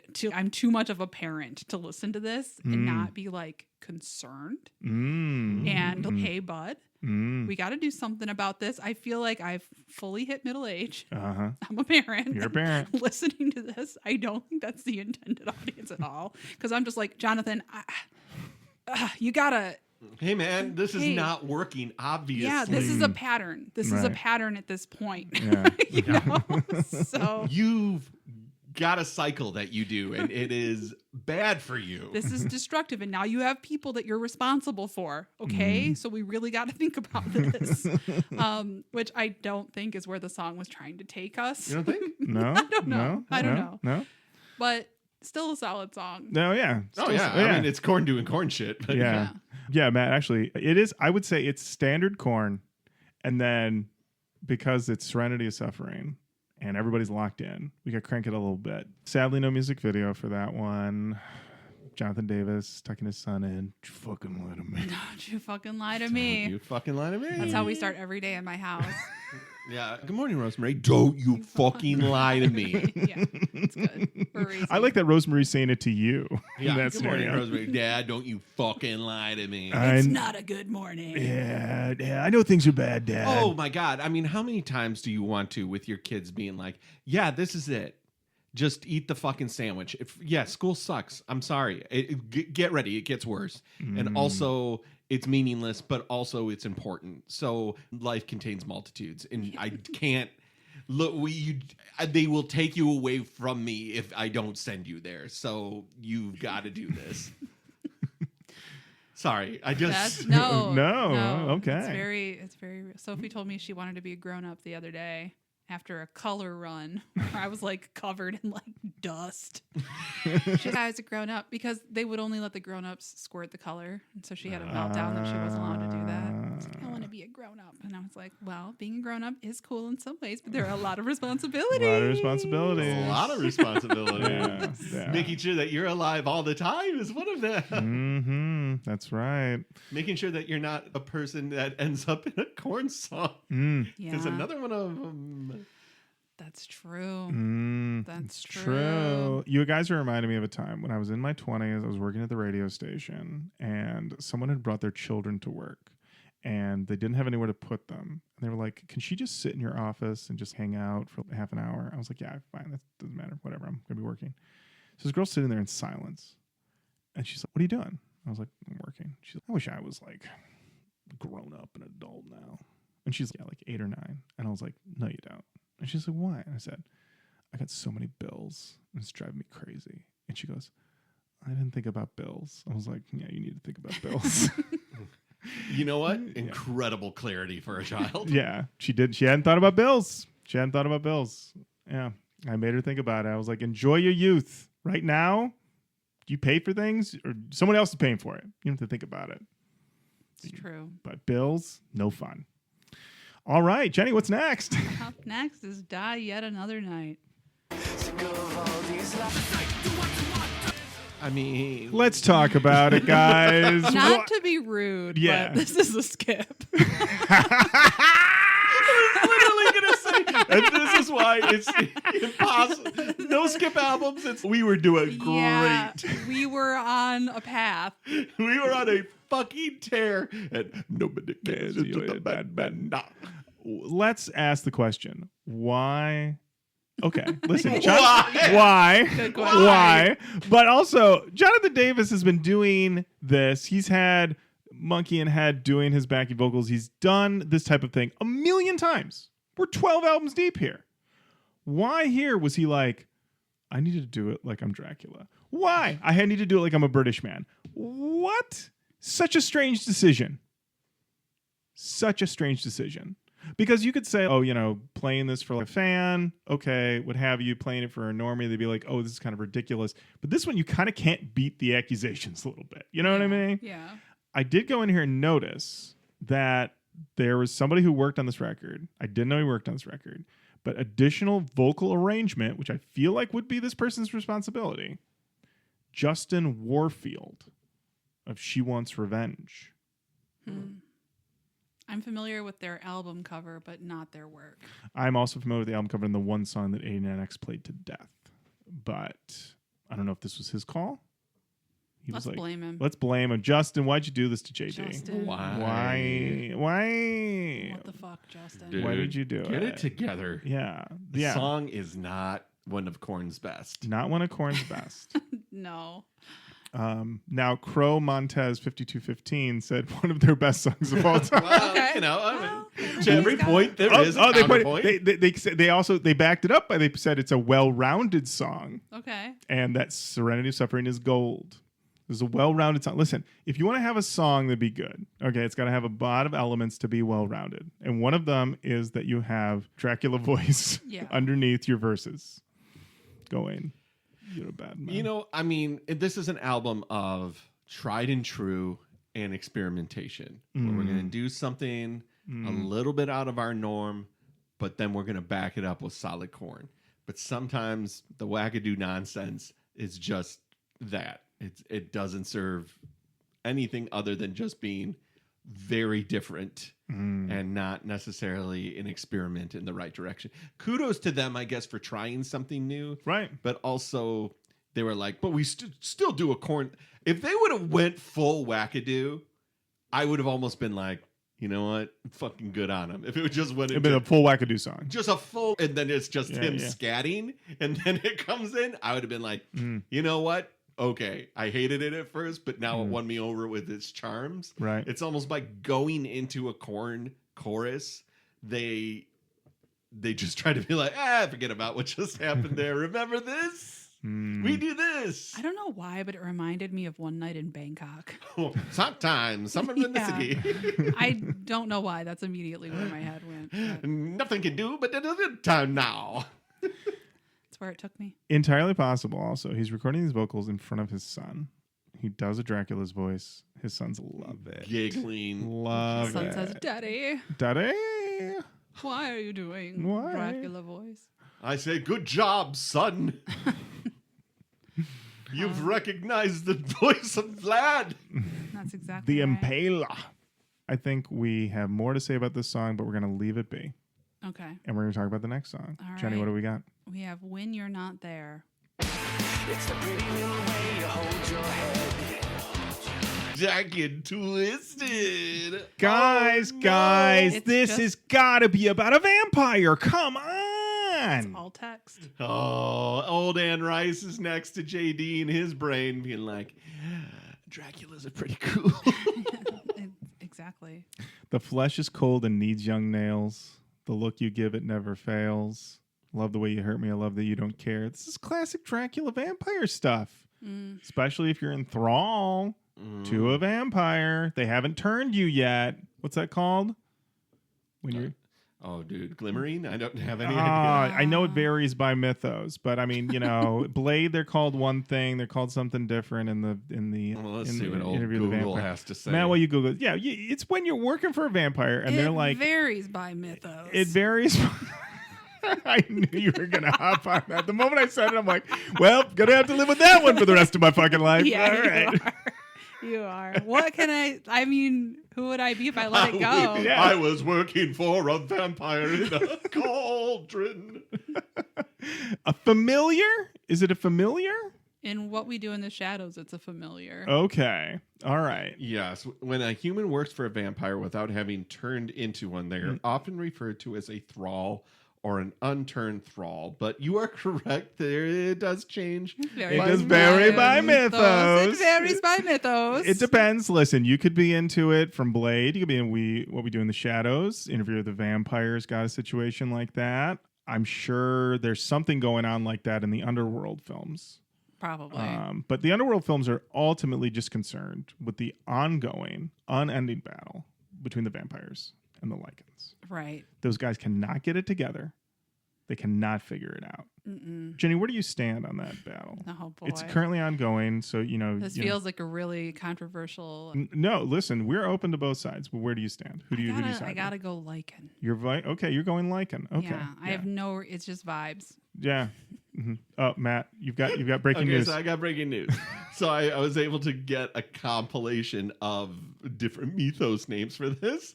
Familiar, but this is what made me laugh. Familiar, a human servant, often a companion who performs daily duties for the vampire, like running errands. Yes. Yeah, well, he can't. Matt, you can't go out in the daytime. And some places, listen, think of places a vampire can never go. The bank. Can't go to the bank. There are no night hours for banks, ever. They never do like midnight sale at the bank. You can't go to, let's see, the comic book store. Comic book store's Right. hours are always during the day. You can't go to, let's see, there's a lot of really good food trucks. You know, the favorite, vampires, they love Black Friday because they can finally go shopping. They That's can. true. That's true. And also they love deals. They do love a deal. They do. Yeah. I mean, there's been a lot of criticism about 24/7 commerce culture, but you don't think about how that has positively affected vampires. Vampires. Right? Yeah. Listen. Yeah. Didn't used to be 24-hour stores. That's No. right. Now there are. Yeah. There are. So familiars, they're not under the spell. They're just like, you came to Bookman, and we take care of all the vampires' daily jobs. They're just somebody who's, no, I like vampires, so I work for one. But they're not under the spell. They're not under the spell. Okay. Thralls are under the spell. Interesting. Interesting. And a Renfield is a human servant named after the Bram Stoker character who serves the vampires, sometimes given a portion of their master's power or experiencing a drug dealer-like relationship. Ooh. So like, yeah. Oh, okay, just a little taste. Little taste. And a ghoul. Whoa. Oh my god. Oh my God. A ghoul is an undead servant who's been created from a human, through means such as biting, resulting in a creature with enhanced strength and durability. Oh my god. But he's not a vampire. Not a vampire. What would you rather be of all of those? I feel familiar is kind of just, I feel like a familiar is capitulating in advance. That's why I feel. it's just like, hey, you guys, I know you guys could take over the world if you wanted to, so let me make this easy for you. Yeah, that's true. That's true. Yeah. I mean, yeah, if you're doing it of your own free will, okay, yeah, I'll go to Kroger for you. What do you need? Versus being like mind controlled to go to Kroger. Like a fucking loser. Right. Like a fucking loser. Yeah, man. Yeah. Listen, it's yeah, I would say it's more embarrassing, you know? I'm in line at Kroger. In thrall? Dude, do you think thralls understand nuance? Like, I feel like there's some part of you that knows, right?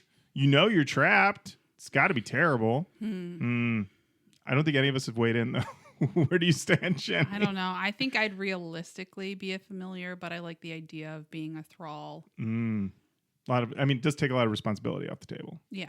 Yeah. But no, I mean, Yeah. realistically, I'd be a familiar. Yeah. Like, I got to put food on my family. You got, What do you need? I'll vampires be are the only guys who are paying right now. Right. yeah. Nobody tell them about Shipped. Because I need to keep this fucking job. Well, there we go. I'm glad we parsed that out. Or again, Lauren? Ultimately, I mean, I'd say I'd want to be a familiar as well. Okay. Yeah. But the thought of being a thrall, too upsetting. Big question here. Yeah. How respectful of our time is this album? Great cue, Jenny. How respectful of your time is this album? This album is 40 minutes and 36 seconds. That's really respectful. Really respectful. And it would be even better if they cut Die Yet Another Night. Nothing wrong with a 10-track album. I don't think so. This does. Did we even get to the laughing effects on this song? The hoo ha ha ha ha ha on it. No, we didn't. Yeah, there's some hoo ha laughing section on it. I feel like we'd like this comment here. It's from Great Big Mouth 3359 on Sonic Hits, who said, "The Kings are back. Album of the fucking year." Wow. Sure. Keep in mind this is the same year as Lemonade. Now, what's funny though, Korn Baco responded to this and said, "They never left, but yes, they are the Kings." Wow. I love that. The king has never relinquished his throne. Now, Holiday Styles said, "Oh, they definitely left." Head even said they had to get it to fall back in love. Oh, they had to get JD to fall back in love with heavy music. All their albums have been average to shitty since Take a Look in the Mirror. This album is beautiful. Interesting rating scale. Somebody is weighing in on their canon talk. That's right. They're calling this, beautiful. I believe that is another synonym? What am I trying to say? Oh, sumptuous. Yeah. We've got a couple left. Jenny, what's next? Up next is Next in Line. This is a very Halloween-themed album, really, listening to it here with you both, because I'm hearing all these creepy keyboards in the back and everything like that. This other vampire theme song. They put it out in October. Spooky. Spooky spooks. Jenny, how you feel about Next in Line? I was a little bit bored by Next in Line. I think at this point in the album, I'm like, all right, I got it. Yeah. Yeah. So it's not a bad song, but there wasn't anything that really stood out or got me. What do you think? What about at 2 minutes, the You're a Fucking Fake section? Well, I thought you would love this part. I just think I was over it at this point. But, I'm unplugged. You are unplugged. All electricity out in the house. I can't be trusted. Matt, why don't you go to 2 minutes to hear the fucking fake section? All right. Oh, he's shaking his head. He's shaking his head. That ain't it, Chief. That ain't it. I think if he had been like, you're a fucking fag. Yes, that's what Then I I was would have expecting. been like, I'm in. But it felt I think he was trying to do variety because he's already done a variation on the album already. It's He's a little already too much razzmatazz. Yeah. Well, this is Jonathan Davis.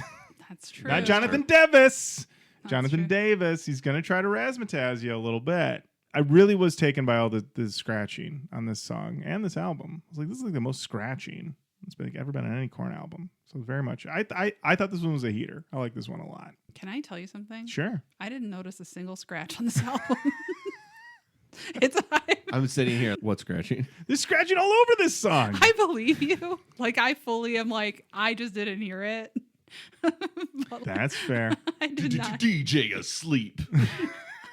I DJ napping. didn't notice it. I didn't give DJ C- or whatever his name. You are correct, C-. Okay, C- yes. is like C- credit. scratching. Turn those up in the mix. I'm sure C-. C- is still passing, you know? That's so, I'm sure It's he's not a great. D, but it might as well be. It's not a D. It's not a D. But yeah, I feel like I need to listen again and tune in. There's a lot of scratching on this record, guys. I believe you. I think you're right. Yeah.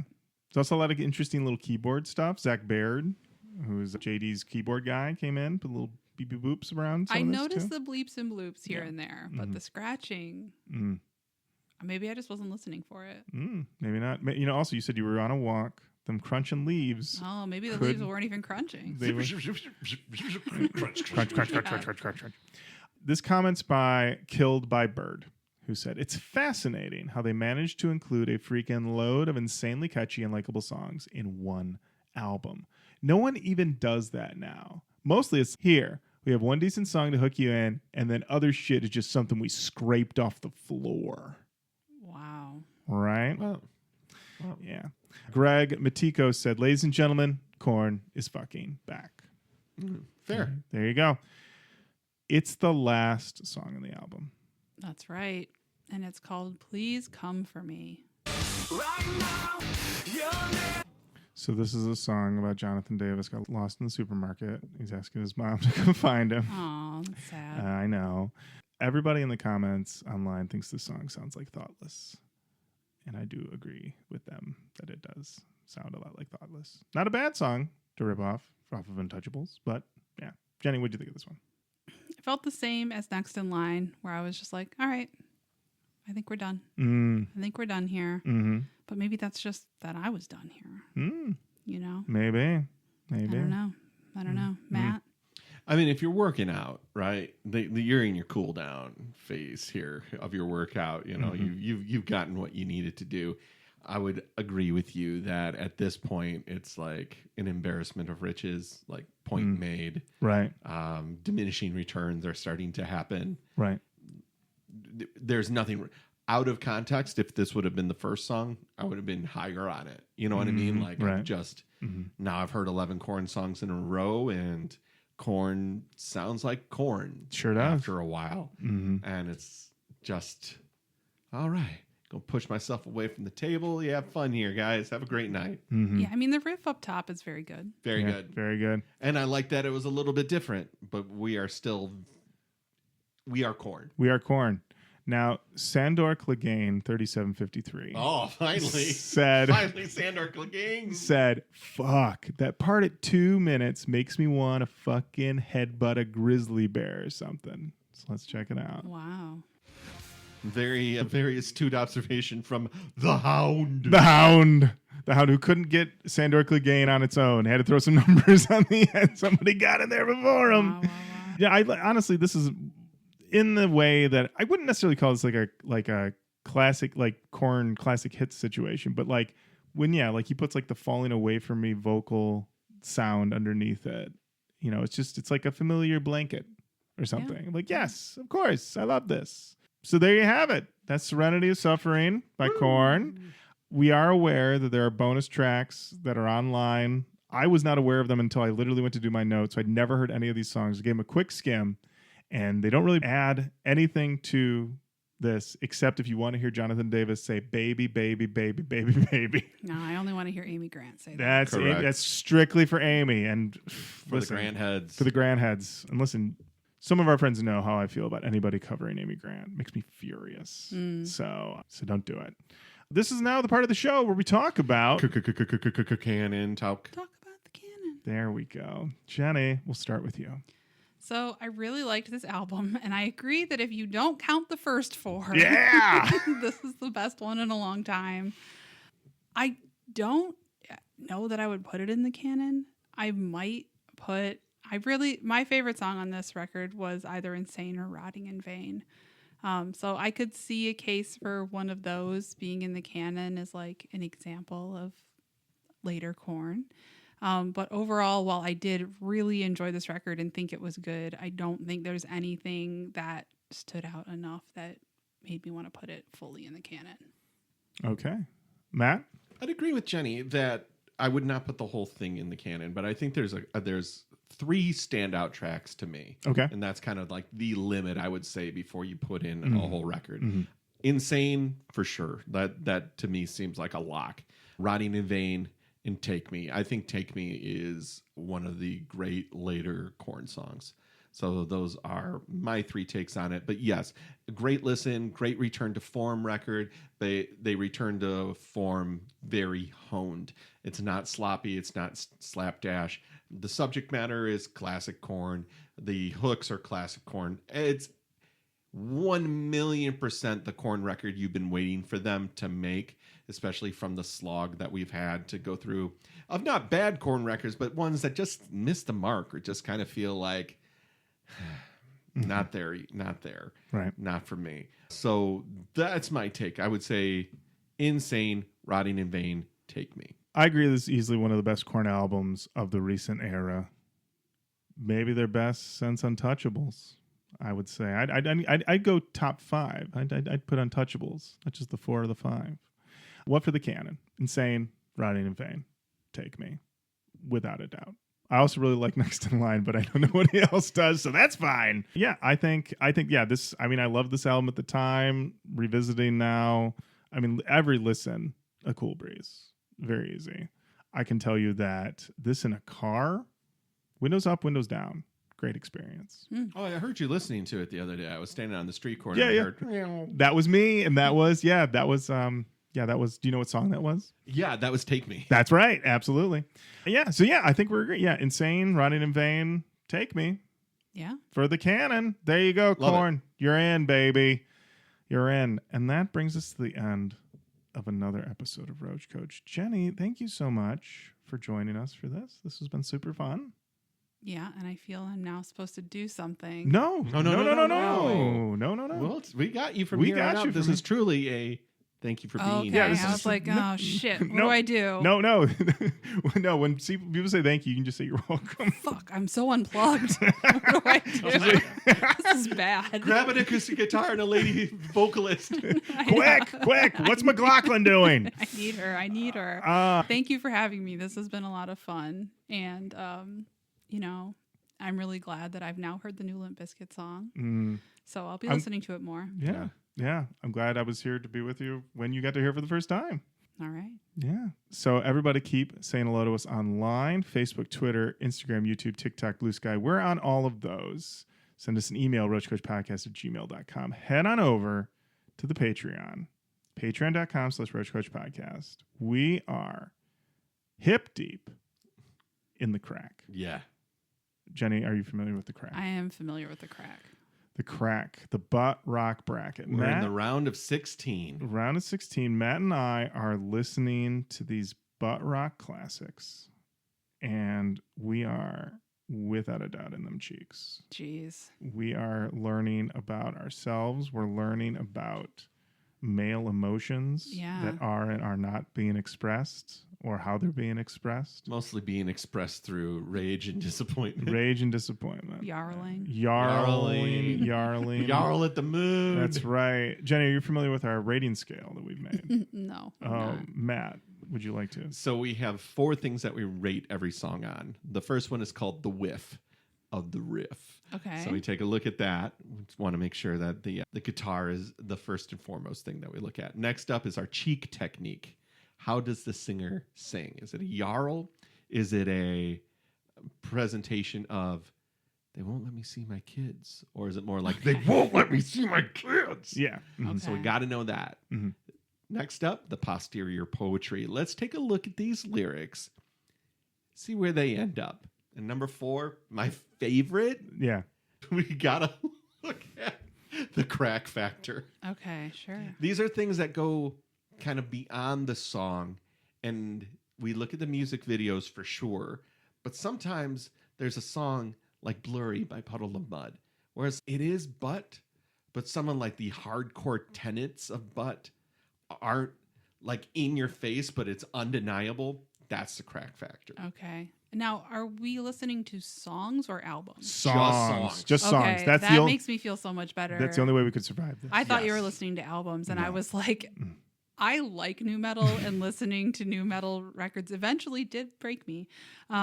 But to listen to full crack albums, Well, that was the discussion, because doing The Pact, and you did a couple episodes of The Pact, we listened to him in a very Roach Koachy way, and both of us were just like, what the fuck are we going to say in the middle of A Creed album. a Creed album? Besides, I'm hating my life. That's like Right. the only thing I Yeah. could possibly say. So why don't we make it easier for That's ourselves? right, yeah. Now, see, this is a great example for Jonathan Davis Yeah. because you learned your lessons and changed your behavior. That's over right. time. We did. So, We did. I'm proud of both of you. We were Thank looking you. out for our mental health on this one for sure. There you go. Now that is some mature decision making.